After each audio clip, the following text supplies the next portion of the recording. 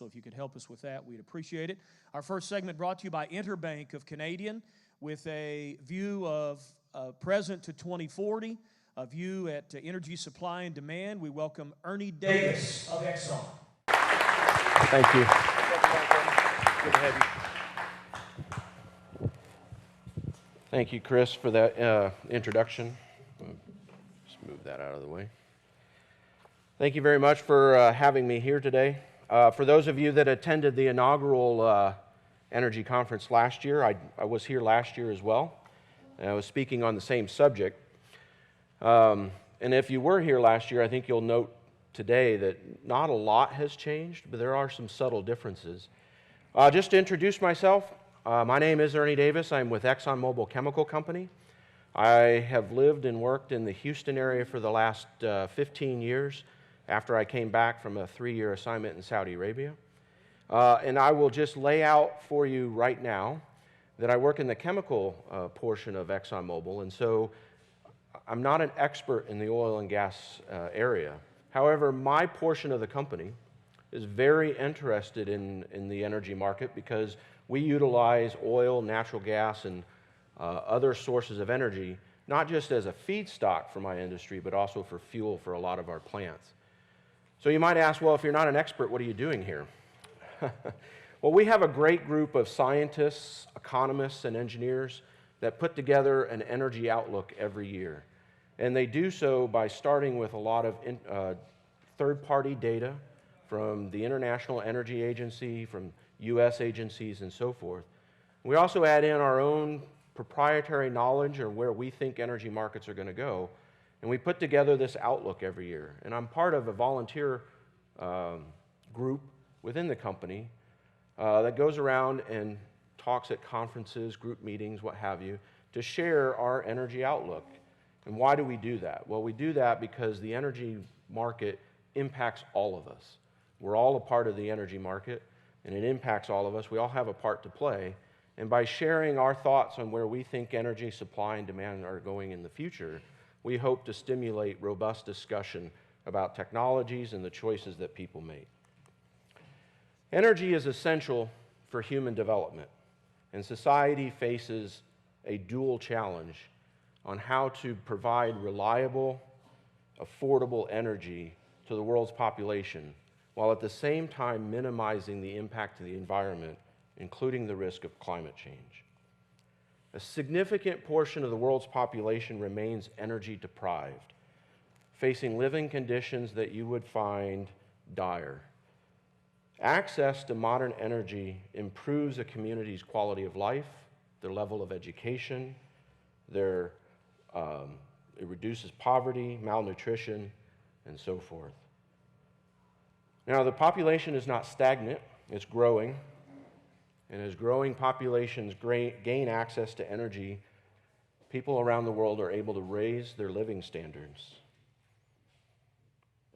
And that increase in living standards over the next 23 years out to 2040 will create the largest expansion of the middle class the world has ever seen. This means more demand for houses, cars, appliances, phones, and of course, a huge demand for energy. It's against this backdrop of a dual challenge that the ExxonMobil Energy Outlook provides a projection of the energy demand and supply out through 2040. Like I said, starting with third-party publicly available data from the International Energy Agency, as well as other governmental agencies, combined with our own thoughts on technology developments in the years to come. We actually use this outlook. We develop it, and we actually use it internally to drive some of our own business decisions.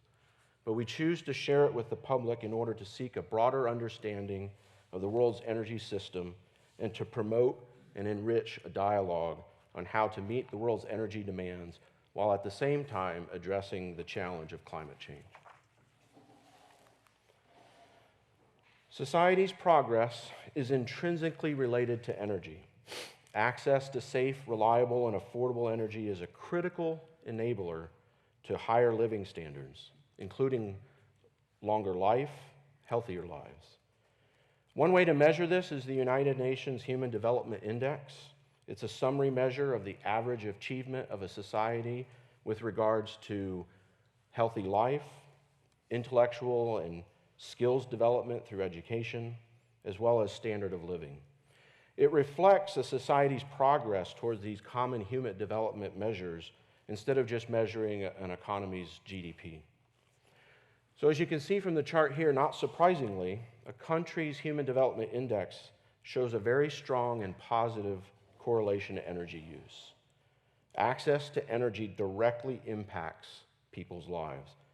Today, a significant portion of the global population still faces serious challenges gaining access to energy. There are currently 7.5 billion people in the world, and even today, in today's modern society, over 1 billion people lack access to electricity.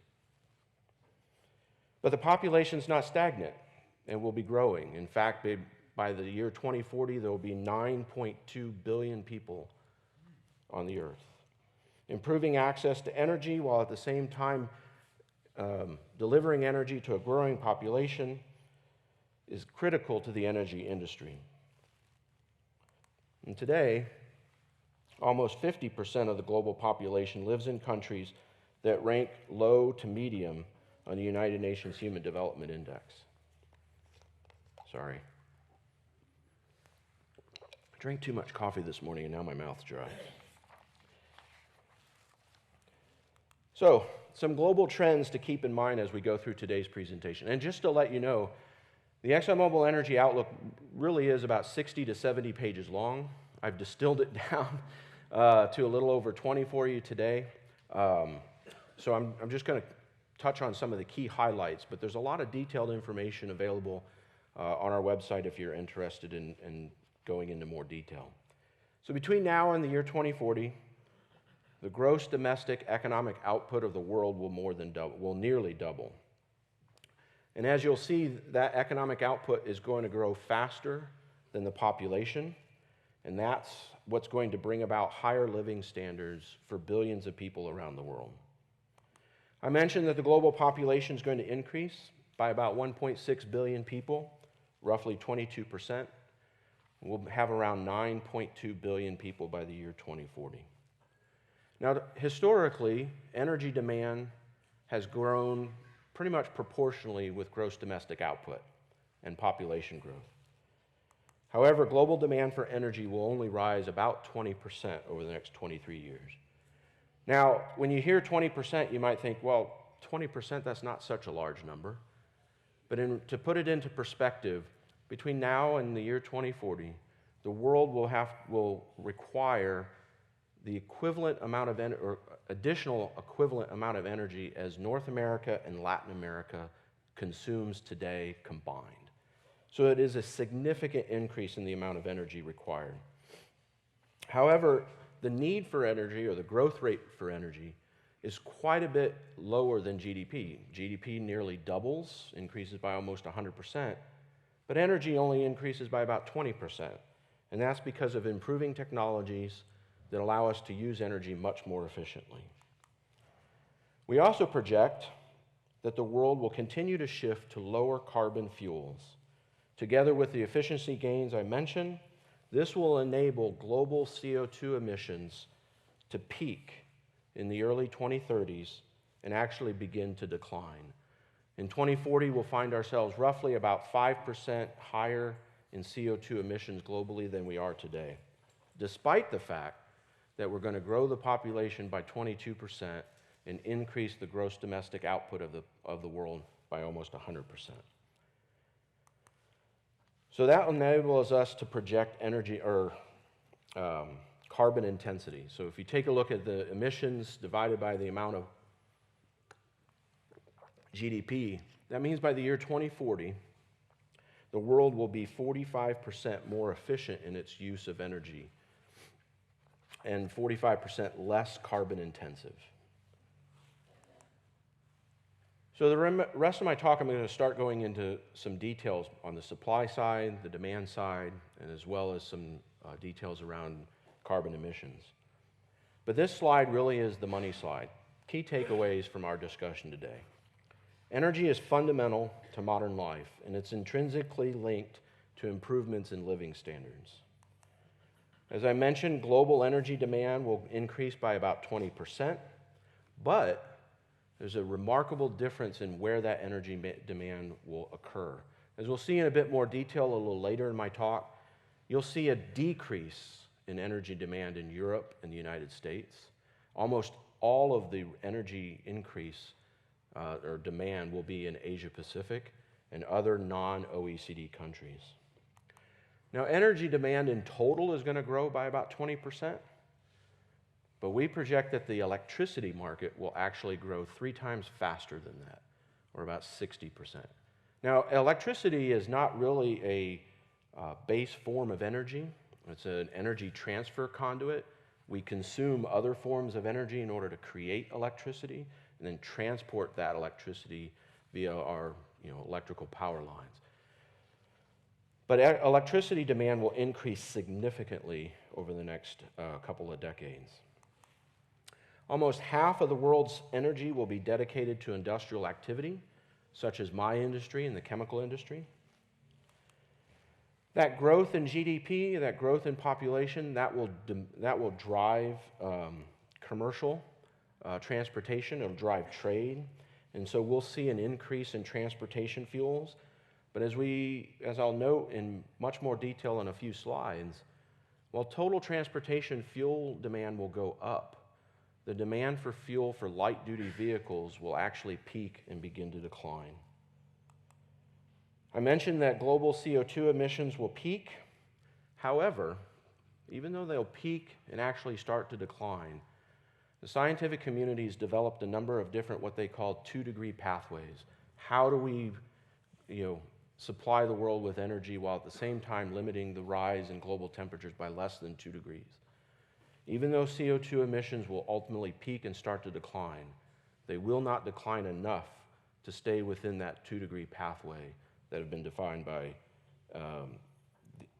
academics. So creative technology solutions are required in order to continue to reduce the carbon intensity of our economy. And I know all of you are very interested in oil and gas, so rest assured, oil and natural gas will remain important energy sources, and they will require significant investment, as we'll go to into detail. Today, oil and natural gas supplies about 55% of the world's energy. By the year 2040, even if you follow all of the 2-degree pathways, oil and natural gas will still supply 50% of the world's energy. But as you know, probably better than I, oil and natural gas fields naturally decline in their production over time. And so in order to expand the amount of energy that we need, as well as continue to deliver just our base level of energy needs, a significant amount of investment is required to replace declining oil and natural gas fields. So I'm going to digress for a few minutes and talk about just some fundamentals. We've touched on a few of them already, but it's these fundamentals are where we start in the development of our energy outlook. First, we talked about economic expansion. World GDP is projected to approximately double from 2017 to 2040. Non-OECD countries, so primarily China, India, Asia Pacific, Africa, they will likely account for half of the world's GDP. Today, they account for only a third. And so as you'll see, while the entire world's GDP output will increase, the amount of increase in Asia Pacific, China, and India in particular will be significantly, about double the growth rate in the OECD countries. In fact, just China and India alone, their GDP growth will be about the same as the entire OECD. For those of you that are unfamiliar, because I was unfamiliar, the OECD is the Organization for Economic Cooperation and Development. It's an organization founded, I think, back in the 50s or 60s. It's 34 countries. So anytime you hear me say OECD, think US, Canada, all of Europe, Korea, Japan, Australia, Israel. That's primarily the OECD, okay? Non-OECD, think Russia, Asia Pacific, Africa, South America.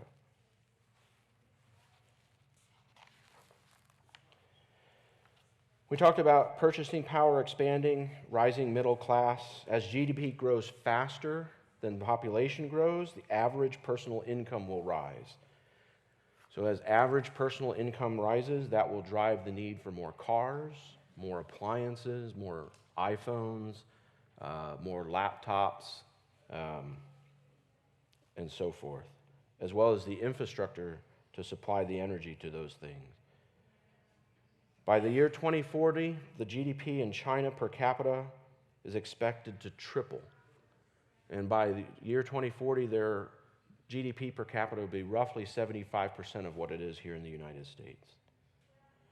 India will also grow. It'll actually grow much faster than China, but will remain slightly below the global average. So even though average income in non-OECD remains lower than the OECD, there's already a burgeoning middle class who can afford more than just basic necessities. The Brookings Institution foresees continued rapid rise in global middle class, with billions of people rising out of poverty by the year 2030.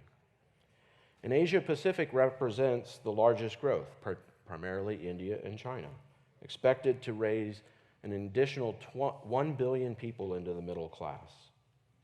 This expanding middle class means billions of people will aim to improve their living conditions, and they'll do so through access and demand for increasing amounts of energy.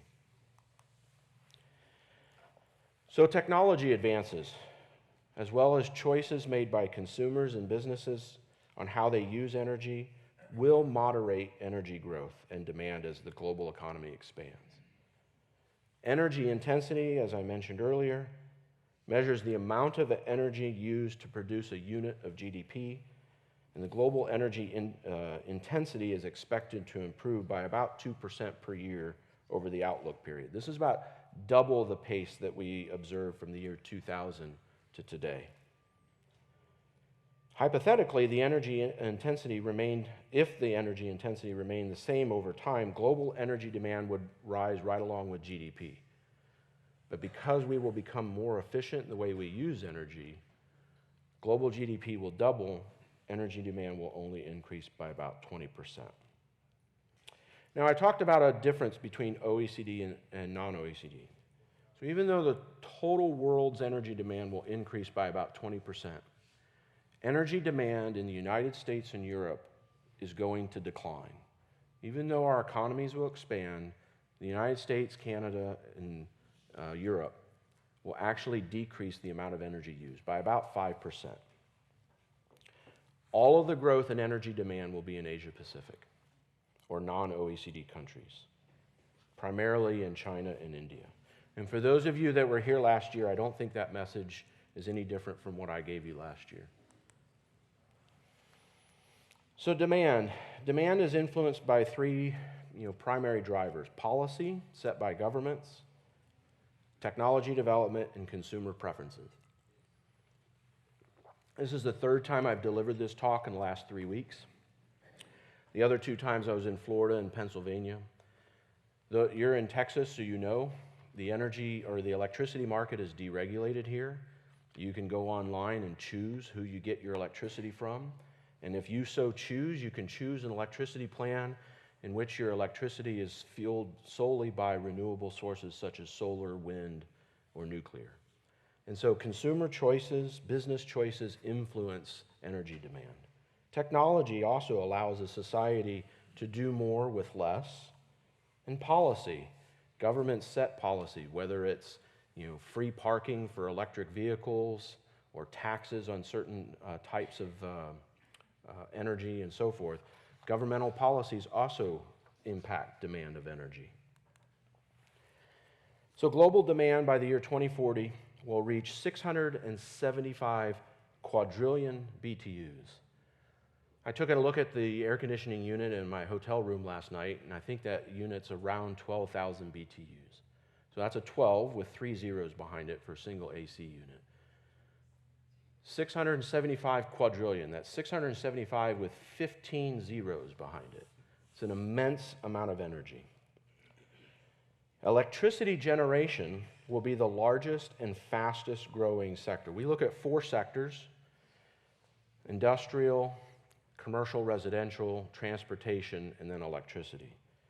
And the electricity generation will be the fastest and largest growing of those 4 sectors. Commercial transportation, I noted, will grow. In fact, all of the sectors grow. But just bear in mind that when it comes to transportation, only commercial transportation fuel demand will be increasing. The demand for fuel to drive light motor or light duty vehicles, cars, SUVs, pickups, is actually going to decline. Global energy consumption will continue to shift proportionally to developing economies. China and India will contribute 50% of the world's global energy demand growth. In fact, you can see in this chart, energy demand in the United States, Europe, and other OECD countries will actually decrease by about 30%. So let's take a look at the different sectors. There's three sectors where energy is actually consumed. Remember, electricity is just an energy transfer sector. Energy is actually consumed in transportation, residential, commercial, and industry. And for today's talk, I'll touch on transportation in a fair amount of detail. We'll talk a little bit about industry because that's where I work. And we won't really focus too much on residential and commercial because energy demand outside of a growth in electricity, energy demand for that sector will not really grow all that much. The amount of electricity it uses will grow, but that's reflected in the energy sector. Oil remains the main supply source for the transportation sector. And as I said, electricity generation is the largest and fastest growing demand sector. And there'll be a wide variety of energy types utilized to support electricity generation. Primarily, growth will be seen in natural gas and renewables, such as wind and solar. In fact, natural gas demand increases the most of any natural energy source. So let's talk about transportation. This chart breaks down the transportation sector into light-duty vehicles, heavy-duty vehicles, aviation, marine, and so forth. Overall, global transportation-related energy demand will increase by about 25%. Personal vehicle ownership will continue to increase, particularly in those countries in which the middle class is growing significantly and they have enough economic buying power to purchase vehicles. However, due to higher efficiency engines and the penetration of electric vehicles, it will actually lead to a peak in fuel demand for light-duty vehicles around the mid-2020s, and then ultimately a decline in the use of gasoline globally. It's primarily commercial transportation, whether that's heavy-duty, aviation, or marine, that's supporting that growth in GDP. That's where the transportation sector will grow. And those areas of commercial transportation will continue to use oil and in some cases natural gas, where electricity really has a high upfront cost and a limit on range. So there's a limit on how far those heavy-duty trucks can go when they're powered by electricity. So there will be some penetration, but it will be limited. I find this chart really interesting, and it's probably the one area in which our outlook has changed somewhat significantly from last year. As individual buying power increases, access to personal mobility will also increase. Now, this chart looks at light-duty vehicles, and that's cars, trucks, SUVs, pickup trucks, SUVs, but we throw in motorcycles as well. And the reason we do that is because motorcycles offer a low-cost point of personal mobility. And their ownership and their growth is particularly high in Asia Pacific. You can see in the charts for China and India, a significant number of motorcycles. In the United States and Europe, while the number of cars per 1,000 people will increase by about 10%, personal vehicle fuel demand will decline about 30% on average as a result of efficiency gains in the internal combustion engine as well as continued diversification of the types of powertrains in this category. In 2017, there was actually just to put it in perspective of how much the global fleet will shift. In 2017, there were 1.1 billion light-duty vehicles in the world, but only 3 million of them, or roughly 0.3% of that fleet, were plug-in hybrids, 100% electric vehicles, or fuel cell vehicles. Now let's fast forward to 2040. Between now and 2040, 30% of all new car sales will be electric. And as a result, by the year 2040, instead of 0.3%, 20% of the world's cars, pickup trucks, and SUVs will be electric, representing 420 million electric cars on the road. Now, I find that, as a consumer, I find that kind of dubious, but at the same time, read the news. Tesla is now producing nearly 100,000 vehicles a quarter. Porsche has now diversified their drivetrains into electric. And probably the most recent piece of news, Daimler Chrysler, one of the largest car companies in the world, have announced that they are going to stop research and development on internal combustion engines. And 100% of their research and development on engines will be on electric. They're one of the 3 largest car companies in the world, and they're no longer going to develop internal combustion engines. Light-duty vehicle demand for internal combustion engine fuels will peak just a few years from now, around 2025, and then start to decline. And like I said, this reduction in fuel demand for light-duty vehicles is driven by 2 factors. One, the internal combustion engines we have in our cars today are going to continue to become increasingly more efficient, and more electric vehicles will be on the road. Historically, commercial transportation services have been driven by growth in economic activity. As GDP continues to grow, the number of heavy-duty trucks on the road to ship goods around the world will also continue to grow, particularly in developing nations such as India, China, and other Asian Pacific countries. All regions will see some increased demand, but Asia Pacific will grow by about 40% of all commercial transportation energy demand. All modes of commercial transport grow over the outlook period, but again, it's heavy-duty trucking that will grow over 50%, will account for over 50% of the growth. Now, electrification in the commercial sector will have some effect, but it's very limited. Unlike your light-duty, car, heavy-duty commercial trucks are really limited when it comes to electricity. Electricity limits how far they can go between recharging. It takes a long time to recharge, and is huge upfront cost. But as I think I shared when I was here last year, there is a change going on even in commercial trucking. They're no longer all diesel. I mean, if I live and work in Houston, and when I drive around, more and more trucks are being powered by compressed natural gas. There's compressed natural gas. Every time you stop at a truck stop, there's now diesel pumps as well as compressed natural gas pumps. And in some instances, there is even electric rechargers. So even within commercial transportation, the fuels used is going to diversify somewhat. Industry. That's where I work, in the chemical industry. Today, the industrial sector provides more than 1 billion jobs globally. In 2017, the industrial sector used about half of the world's electricity and nearly as much primary energy as the transportation, residential, and commercial sectors combined. And remember, in my sector, the chemical sector, we use forms of energy not just as fuel for our plants, but also as a feedstock. So we use natural gas liquids, naphtha, oil as feedstocks.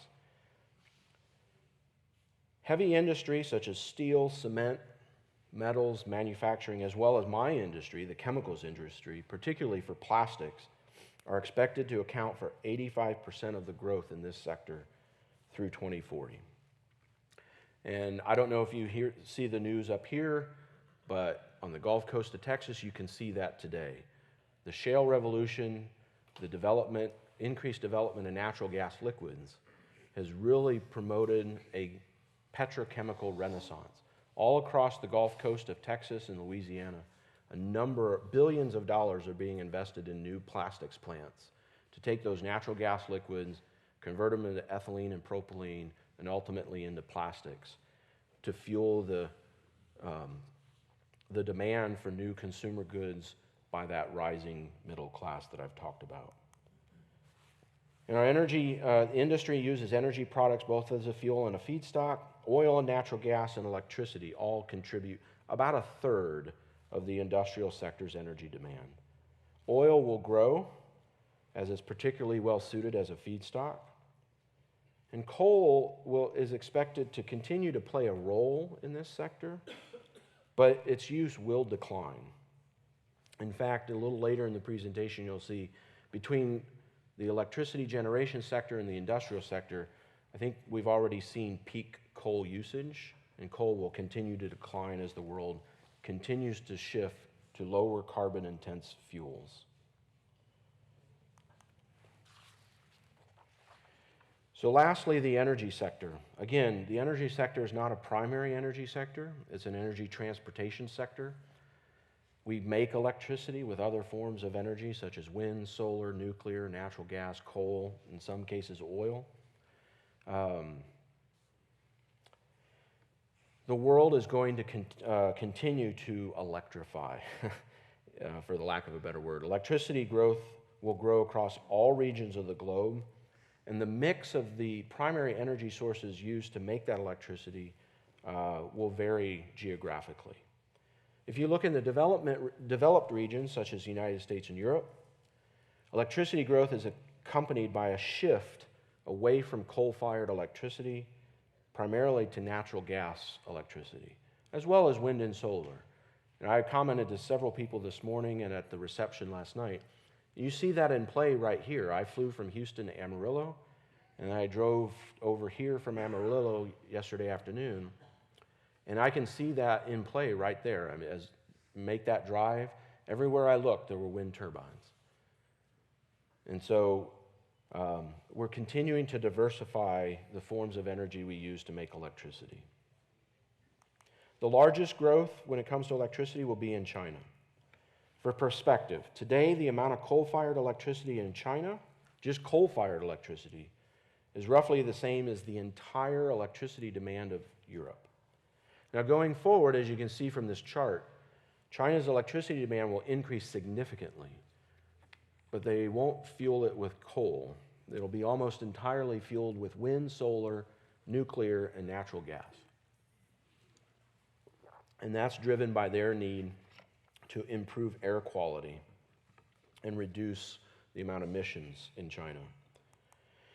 Now in India and other non-OECD countries in Asia, they will continue to use coal, but they'll also be using natural gas and in some instances, renewables as well. So that, hopefully I've painted a picture of what the demand looks like. Energy demand is going to go up by about 20%. It's not going to go up as fast as GDP because we're going to become more efficient.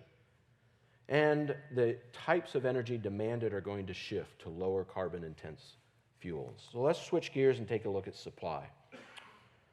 Now the supply mix to meet that rising demand will be increasingly diverse. Renewables such as wind, solar, biofuels, hydroelectric power, geothermal power, together with carbon-free nuclear power, are expected to grow at the fastest pace. Natural gas will increase the most because it has a large base. But as far as percent per year, renewables will grow faster than any other energy supply. Oil and natural gas will continue to play a significant role. I mean, let's face it, oil and natural gas are still going to play a role in transportation. I mean, you can use biomass to fuel or heat your home, but you can't really burn wood to drive your car. So oil and natural gas will continue to play a significant role. The Industrial Revolution led to the shale revolution and the rise of modern renewables.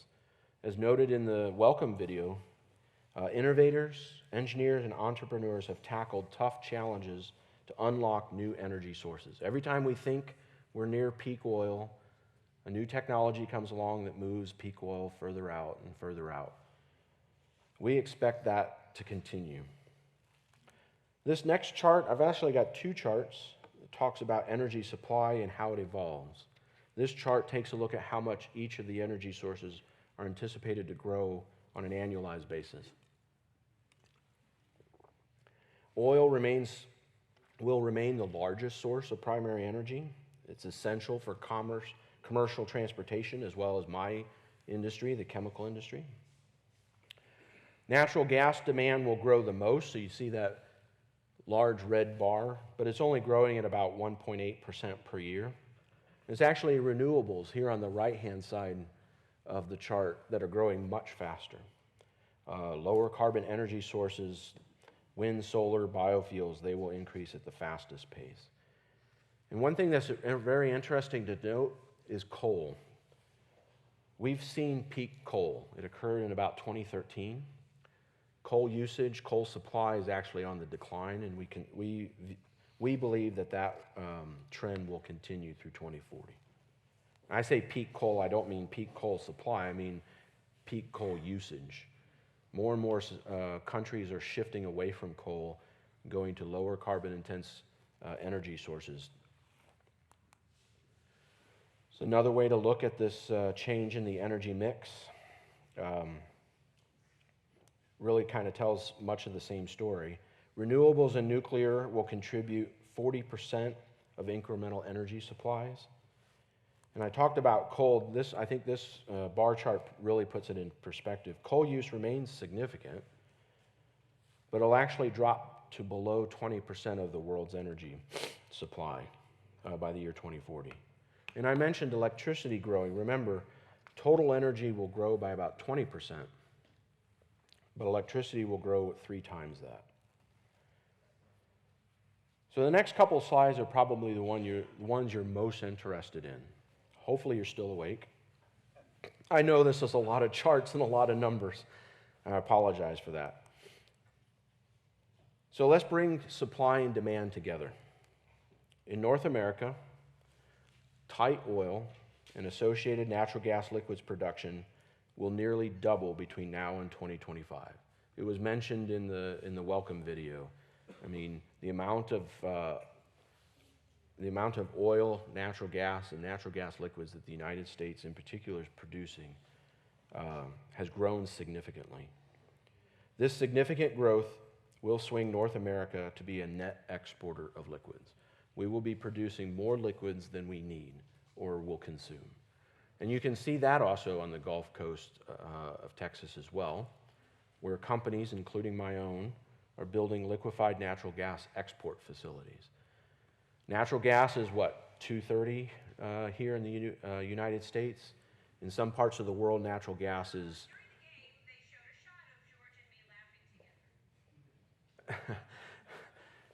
In other parts of the world, natural gas is as much as 3, 4, even 5 times that. And so the demand is elsewhere, the supply is here, and so there's going to be a growing trend of exporting oil and natural gas. So North America will be a net exporter of liquids. Latin America, their demand will go up, will increase as well, but their production will also increase. They'll remain relatively balanced. Russia, Caspian, as well as the Middle East. In the Middle East, their demand will go up, but they will continue to supply more as well. Both of those regions will remain net exporters of liquids. Asia Pacific remains the largest and the fastest growing region for liquids demand, oil demand. And they will rely increasingly on imports to supply their demand. As you can see here, their net exports will supply almost 50% of their liquids demand. Oops. Did I go too far? I am so sorry. I clicked 2 times. This was the liquids chart. This is the gas chart. Sorry about that. Rising global demand will shape the future of natural gas supplies. Natural gas is North America's abundant, unconventional gas will lead new LNG projects, as I noted. On the liquid side, I noted that North America would become a net exporter of liquids. We will also become a net exporter of gas, if we're not already there, to be honest.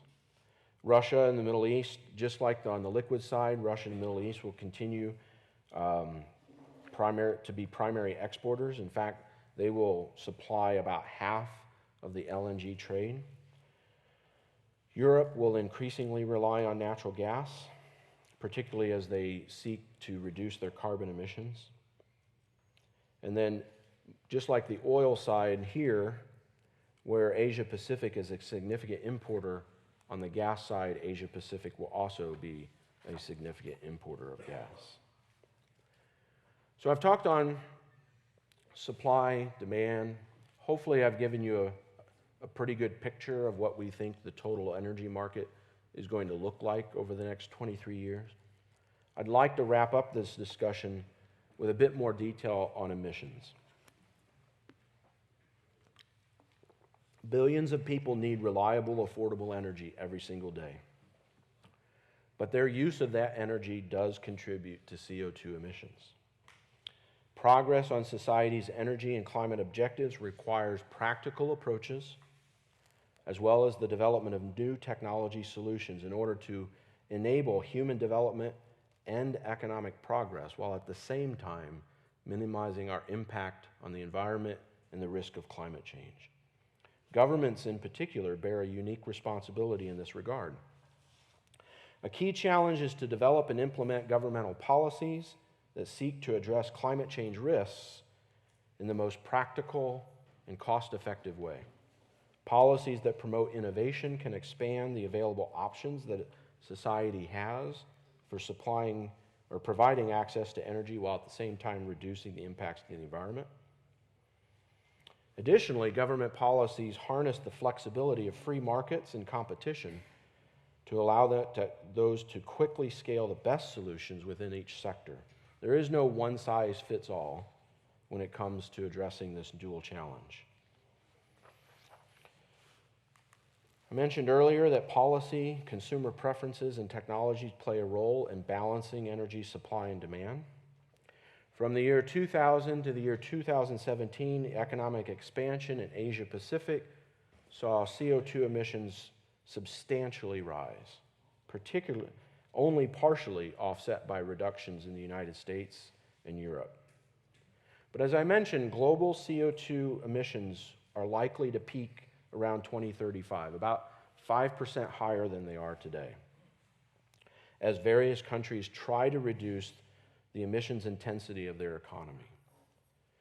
The emissions projection in this chart tracks within the estimated range of the emissions proposed by those countries participating in the Paris Agreement. So this chart's in line with what everybody's committed to being by the year 2030 in the Paris Agreement. However, as I noted earlier, and I'll stress again, even these commitments are not sufficient to meet the 2-degree pathway, and that's been confirmed by the United Nations Environmental Program report in 2018. There's actually additional reductions needed in order to get to that 2-degree pathway. A shift to less carbon-intensive sources of electricity will reduce CO2 intensity of that electricity by about 35%. And efficiency gains in the growing use of less carbon-intensive energy will reduce the industrial CO2 emissions, my sector, relative to GDP by about 50%. And then CO2 emissions from light-duty vehicles are likely to peak in the early 2020s, and then will start to fall by over 15% as a larger and larger percentage of the global light-duty fleet goes to electric cars. The primary driver of increasing global CO2 emissions between 2000 and today was economic growth. Global GDP rose about 60% in those 17 years.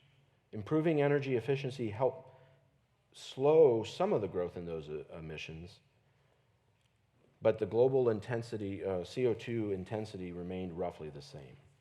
So as the world's economy nearly doubles between now and 2040, the development of new technology is essential to mitigate emissions. Our outlook projects a sustained improvement in CO2 intensity as more and more electricity is generated from wind, solar, nuclear, and more coal-fired plants are switched to natural gas-fired plants. All combined, as I noted in one of my first slides, this will allow the world to double the economic output while decreasing the carbon intensity of the world's economy by about 45%. Hopefully everyone's still awake. I know this slide might be a little hard to see, but I just wanted to invite you. Like I said, I've covered around 20-some slides of our energy outlook. This was actually just released about 4 weeks ago. We release this every year. We use it internally to drive some of our own business decisions. We take it around, some of our executives take it around and discuss and review this energy outlook with politicians around the world. And we choose to share it with the public as well to enrich the debate and the dialogue on how we meet the world's energy demand, while at the same time addressing the dual challenge of minimizing our impact to the environment. But this is just a piece of our outlook. And I invite you to go to these various websites and social media channels to learn more about our energy outlook. There's a lot more charts, there's a lot more in-depth data that you can dig into, and I invite you to do so. And with that, I'll open up the floor to any questions you might have. Here in the Panhandle, we're currently getting either zero or actually a negative price for ethane. Of course, we know we're getting lots of plants being built. Propane, all the others are at historic lows. What's the near-term future for NGLs? So let me be careful on how I answer that. One, because I'm not allowed to tell you where we think prices will go. And two, I don't even know. However, I will say this. The increase in the development or production of NGLs has come up very quickly. So supply has risen much faster than demand. So I think it will take some time for demand to catch up. But I think what I see in my area in Houston, we're already headed in that direction. So there's billions of dollars of new petrochemical plants under construction or started up. I mean, we just started up an enormous petrochemical plant in Houston. We started up another one in Beaumont just within the last 2 years, and we have another one under construction in Corpus Christi. And we're not alone. All of the other companies in the chemical industry are doing the exact same thing. In addition, you've got companies like Enterprise and some of these other companies that are building export facilities to export ethane and propane. And so I think it will take some time for demand to catch up to supply, but as far as forecasting price, I have no clue, and if I knew, I wouldn't be able to say. Any other questions? I have a question. Okay. Mr. Davis, last year you mentioned that Exxon Mobil was retrofitting a big plant to produce liquid natural gas to ship around the world. So I have basically a couple of questions. Mm-hmm. One, is that plant in operation now? And two, recently I was in Australia and I saw one of the most thrilling things in the Bay of Brisbane.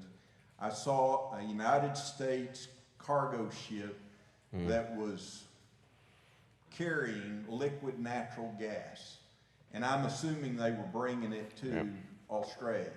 So what is the future for liquid natural gas from Texas, specifically the western Anadarko Basin, in your mind or Exxon Mobil's mind for our future? So I can't speak to liquefied natural gas from this particular basin, but your memory is excellent. I did talk about that last year. So it's interesting, about 10 years ago, we thought we were going to be in the complete opposite situation. We actually built an LNG import facility in Sabine, Texas, we being ExxonMobil.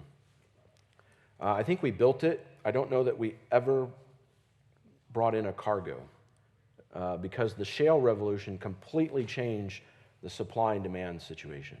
And so, yes, I believe, I'm not 100, don't quote me on this, but I believe we've obtained our permit from FERC to change that facility from import facility to an export facility. To the best of my knowledge, it's not up and running yet, but it is under construction. I can't quote the exact number, but it actually costs billions of dollars to build these liquefied natural gas plants. But I know there are other companies also building liquefied natural gas export facilities. Some of them are already in operation, and there is liquefied natural gas leaving the United States and going to other parts of the world. We're joint venture partners with Qatar. We've been in partnership with the Qatar Petroleum Company. We've been liquefying natural gas and shipping it all over the world for many years. As far as the future, while I can't speak to the specifics of this particular basin, as I think I hope you gathered from my presentation, there's increasing amounts of natural gas supply in the United States, but the usage is actually the demand is in other parts of the world. And so from an overall perspective, our outlook anticipates a significant increase in the LNG trade, primarily from the United States and the Middle East, Russia, Caspian, out to Europe and Asia Pacific. And yes, I'm sure that cargo you saw in Australia was actually, I believe they're exporting out of Australia to Japan. So you most likely saw an export headed for Japan. So one last thing. Yeah. I've seen these ads recently about using natural gas to produce motor oil for vehicles. And so the ad makes it sound like this is new technology, it's synthetic oil for vehicles. It's very interesting, and the ad indicates that it's a whole lot less carbon by using natural gas to make this kind of synthetic motor oil versus using oil to make that motor oil. So my question is, do you see new products like that Exxon Mobil or other companies are going to continue to develop through new technology utilizing natural gas? Unfortunately, I really can't speak to that because I'm not familiar with those ads. I'm not aware of anything that ExxonMobil's doing to convert natural gas to motor oil. I don't have any expertise in that area. I'm sorry. Anyone else? There was a hand over here. Sure.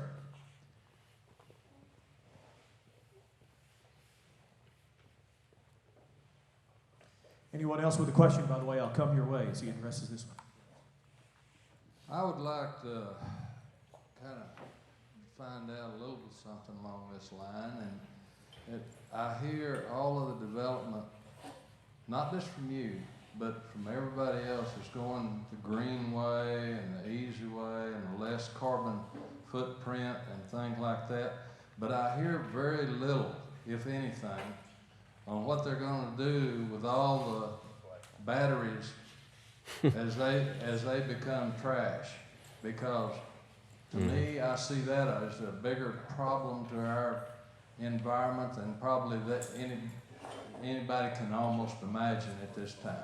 No, that's an excellent question. All of these car batteries are lithium-ion batteries. They're very large, very heavy, and they've got heavy metals in them. I don't know what the plan is for those batteries. I assume engineers and scientists are working on ways to recycle them, but that's a very good question. I don't know what the answer. We're not in that industry, so I don't know what those manufacturers of batteries. I don't know what their plans are to deal with those batteries. But that will be a challenge for society to understand how they're going to deal with those batteries. I say we pile them in AOC's backyard. Any other questions? Okay. Thank you so much for your time. Thank I you, really Mr. appreciate Davis. it.